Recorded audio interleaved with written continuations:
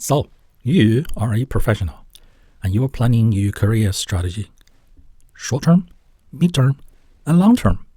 You're thinking, what should I be doing in my 20s, in my 30s, in my 40s, in my 50s, and beyond?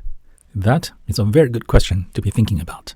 Anyone who is long-term oriented, who is future-oriented, anyone who is not present hedonistic should be thinking about it, and thinking about it all the time. So, let me share something with you using my own life experiences and the folks I've worked with. You see, in your 20s, you should thrive, you should work as hard as you can as an individual contributor, all right? So you're an engineer of some sort, you're a professional of some sort, all right? So you finish university, you got a degree, you got professional certification, right? You are hired by a corporation, large, medium, or small, as an individual contributor, and then you work as an individual contributor. And that is what you should be focused on for the time being in your 20s. You should learn as much as possible by copying other people, by copying people who are ahead of you, by getting coaching and mentoring from your employer, from your supervisor, from your tech lead, from your team lead, from your manager, from your manager's manager. Learn the organizational culture.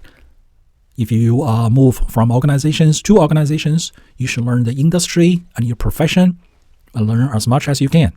You will learn where the boundaries are for you, all right? Where the boundaries are for your thinking, for your advancement. What is it they want you to do, okay? And you should do it. You should just continue to be a student, but not an undergrad student, not a master's student, not a PhD student, but an employee of a student. You're learning how to be a better employee, how to be a better corporate citizen, how to be a better contributor to the team, to the department, to the corporation. But as you get into your 30s, okay, that thinking, the thinking that I'm only an individual contributor, that is not long-term enough for yourself. You should be thinking about what you're going to be doing in your 40s, in your 50s, and beyond. Because can you be an engineer forever? Can you be an individual contributor forever? What's going to happen to you if you're in your late 50s and you're still doing the same hands-on engineering work? Allow me to show you a couple of examples, all right? Example one is today, there are plenty, software developers in their late 50s or even early 60s. And they're realizing they have spent a lifetime using their brain power as muscle power for the corporate world, all right? They might have had a job behind the desk. They might have been doing a job which is actually their hobby. And they might have had the flexibility of working from home, or so on and so forth. But they have actually spent a lifetime using their brain as muscle, as computational machine, all right? And they now have all kinds of either mental problems or health problems, from eyesight to neck pain to back pain, because they spent 8 hours a day, if not 16 hours a day, sitting in the same position. And another example is one time I was getting my car serviced at a car repair facility that is a national chain. They have locations all over the country. And the gentleman that was helping the customers ahead of me and then helping myself, I could not help but notice, number one, he is obviously the manager of this location. And number two, it's obvious that he used to be a mechanic, but not anymore. So when it was my turn to speak to him, I just asked him, point blank. I said, you are the manager here, aren't you? He said, yes, I am. I said, you were a mechanic, weren't you? He said, yes, I was. So I said, why are you not the hands-on mechanic anymore? Okay, and he's in his late 50s. And he replied, that is a young man's game. Let that sink in. That is a young man's game. All right? So he has positioned himself, he has played the game of positioning himself very well. When he was younger, he did the hands-on work of being a hands-on mechanic, and he got all the experiences. And now, with all the experiences, he's now the manager, managing the facility, serving customers, and managing other mechanics. So many of you are hands-on engineers, right? Software developers. And many of you, between the age of around 28 or 32, upper management are tapping on your shoulder and saying, okay, you are no longer an entry-level engineer. You are no longer an entry-level software developer. You are seasoned. You got 5-10 years of experience, all right? So here are some younger people. They are 5 years younger than you. They're 10 years younger than you, right? So upper management has decided to put 3 people under you, and you are going to be the tech lead, the senior engineer, the supervisor, the team lead, okay, or the senior engineer, or whatever title they give you, right? And then many people at around the age of 28 to 32, they hesitate. I have seen plenty of people initially accepting the role, and then within a very short period of time, they quit. They don't want to do it, and they say, I don't know how to manage people, I don't know how to deal with people, and I just want to do my hands-on work. I refuse to deal with other people. I refuse to coach younger people. I don't know how to do it. Okay, they drive me nuts, so I'm turning this down. I'm going back to being just a hands-on person. And I have seen other people, they don't even want to accept the offering from upper management to take on a leadership role, to be a mentor, a coach to younger employees, 5-10 years younger, to be the team lead, the tech lead, the supervisor, and using their experiences to help younger people, to use their experiences to help people who are new into the profession, who are new into the industry. You see, the notion of I will stay working hands-on as an individual contributor until my retirement, that was so industrial age. Today is the information age. And also, that notion of I will work in one profession, in one position, doing one job, hands-on, until my retirement, okay, at the age of 65, and then I will live happily after my retirement. That notion is so pre-1990, pre-pension reform. You see, before pension reform, when you reach 65, the corporation will give you a pension. Not the government, right? Not society, but the corporation will give you a pension, and they will pay you until you pass away, and then they will pay your spouse. But that was based on the demographic and the longevity that you worked until 65, and then you die about 2 years after your retirement. So the corporation could afford to pay. Today, you live another 10, 20, 30, 40 years after your retirement, thanks to advancement in medicine. So the corporation cannot afford to pay a large number of retirees. So around 1990, all of these corporations, they lobbied politicians to change the law. So the law before 1990 is called defined benefit. After 1990, the legal term is called defined contribution. So each month, your employer will cut out a certain amount from your pay and then contribute, right? Contribute to Wall Street. And they will use your contribution to gamble on Wall Street. If they win, they keep the winning and you keep your original with a small cut. But if they lose, right, you lose. And if they really lose big time, taxpayer come bail them out.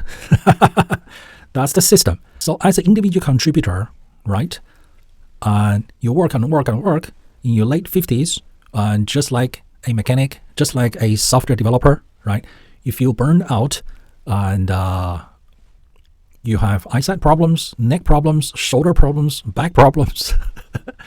And what are you going to do?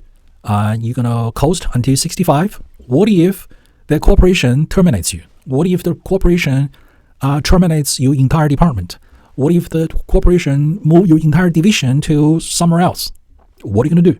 So, what smart people do is at around the age of 30, they started thinking longer term and things they can do with less physical effort, right? Their brain wouldn't be used so much as muscle power. They get into leadership. They get into the people business, all right? So those software developers at around the age of 30 who has been promoted by management, and then they realize they don't want to do it, what they fail to realize is they are transitioning from not in the people business to being in the people business. They used to deal with machines, and the machines are not alive. Machines don't have self-interest. But now, they're dealing with people. They are now in the people business, all right? People have self-interest. So they failed to realize all they need to learn is to use their analytical skill from their profession, be it engineering or computers, to use the same analytical skill that they are so good at to learn a new set of skills, which is how to deal with people. So they can get into management, they can get into leadership, right? And those skills are transferable from profession to profession, from industry to industry. And if somehow they don't have their corporate position anymore, or they got sick and tired of working for the corporate world and they want to go out there and be their own bosses, they can do that. They have the skill, a skill to deal with people which they developed during their time working for the corporate world. That is being smart. They milked the corporation as much as they could in their 20s to develop themselves, and in their 30s to develop themselves again. In the 20s, they developed their hard skills, their skills as an individual contributor.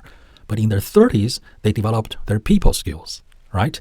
Their emotional intelligence, their emotional maturity, their understanding of other people's emotions, but more importantly, their understanding of their own emotions. And now they are ready to deal with things that's going to happen to them after the age of 40 and 50 and beyond.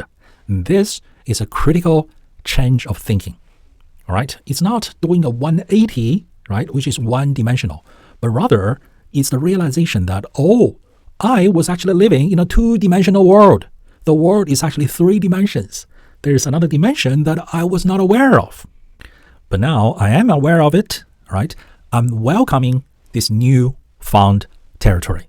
I'm welcoming the fact that I just realized there's something that I didn't realize. Right? I'm welcoming the fact that I'm now in a new game, in a bigger, more interesting, more challenging of a game with bigger rewards. So they embrace learning people skills. They're now in the people business, in addition to their old hard skills. And with this change of thinking, embracing the whole new dimension, these folks, they excel in their 40s, in their 50s and beyond, utilizing their understanding of science, engineering, utilizing their solid core hard skill as an individual contributor.